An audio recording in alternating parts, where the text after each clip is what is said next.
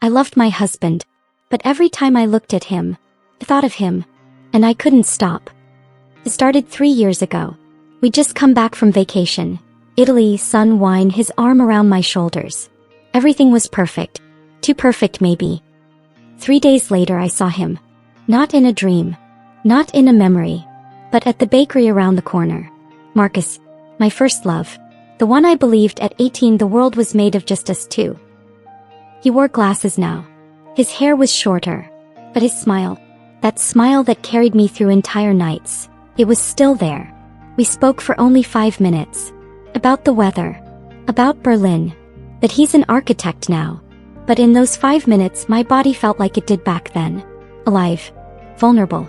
See? My husband noticed nothing. Why would he?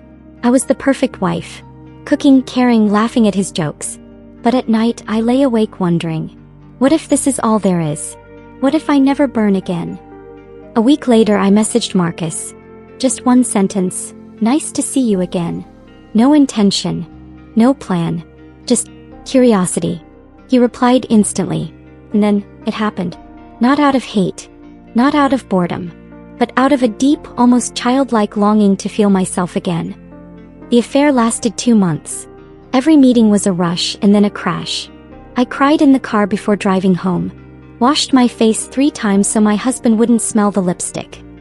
I told myself, last time. Again and again. But as soon as Marcus wrote, free today, my whole body felt like it could finally breathe. My husband suspected nothing. Or maybe he pretended not to. Once, over dinner, he asked, do you still love me? I said yes. And I meant it. But sometimes, love alone isn't enough to fill the hole inside you. I wanted to stop. Really. I deleted his number. Blocked him on Instagram. But after 3 weeks I googled his name. And found out he had a new girlfriend.